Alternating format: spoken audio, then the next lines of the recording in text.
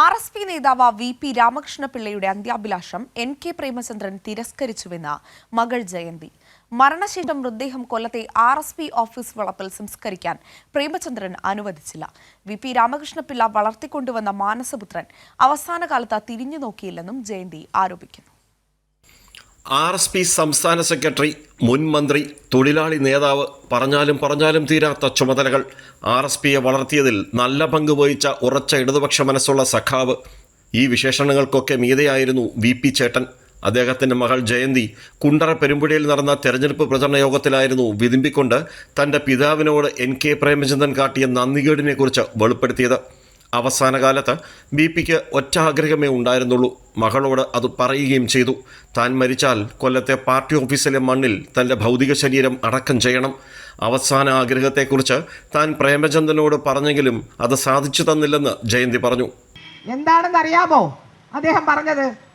ഞാൻ മരിച്ചു പോയാൽ പാർട്ടി ഓഫീസിലെ മണ്ണിൽ എന്നെ അടക്കം ചെയ്യണമെന്ന് പറഞ്ഞു. കൊല്ലം പാർട്ടി ഓഫീസിലെ മണ്ണിൽ. നിങ്ങൾക്കറിയാമല്ലോ, കെ പങ്കജാക്ഷൻ സാറിനെ അടക്കം ചെയ്തത് എവിടാ? ബേബി സാറിനെ അടക്കം ചെയ്ത് സ്മാരകം കെട്ടി ചവറയിൽ.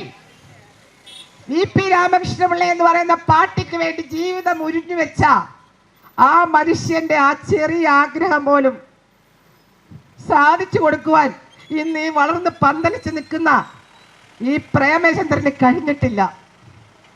അദ്ദേഹത്തോട് ഈ ആവശ്യം ഞങ്ങൾ പറഞ്ഞു. എൻ്റെ അച്ഛൻ മരിച്ച അനന്തപുരിയിൽ കിടക്കുമ്പോൾ ഈ ആവശ്യം ഞങ്ങൾ പറഞ്ഞ ഏക വ്യക്തി എന്ന് പറയുന്ന പ്രേമചന്ദ്രനാ.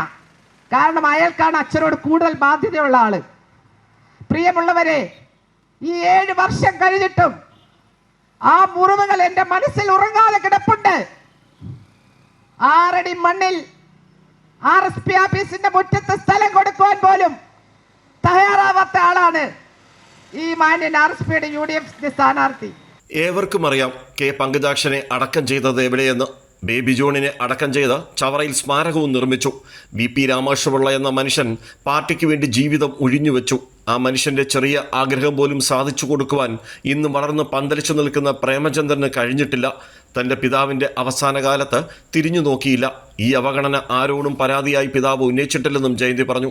ആർഎസ്പി ഓഫീസിൻ്റെ മുറ്റത്ത് 6 അടി മണ്ണ് കൊടുക്കുവാൻ തയ്യാറാകാത്ത വ്യക്തിയാണ് ആർഎസ്പിയുടെ UDFിൻ്റെയും സ്ഥാനാർത്ഥിയെന്നും ജയന്തി ആരോപിച്ചു. നിയമസഭാ തെരഞ്ഞെടുപ്പിൽ തോറ്റപ്പോൾ അധികാരഭ്രാന്ത് മൂലമാണ് ഇടതുമുന്നണി വിട്ടത്. ഇടതുമുന്നണിയിൽ നിൽക്കെ കെ പങ്കജാക്ഷന് ലഭിച്ച രാജ്യസഭാ സ്ഥാനവും AICസിന് കിട്ടേണ്ട മന്ത്രിസ്ഥാനവും പ്രേമചന്ദ്രൻ തൻ്റെ പിതാവിനെ സ്വാധീനിച്ച് കൈക്കലാക്കിയെന്നും ജയന്തി ആരോപിച്ചു. രാജ്കുമാർ, കൈരളി ന്യൂസ്, കൊല്ലം.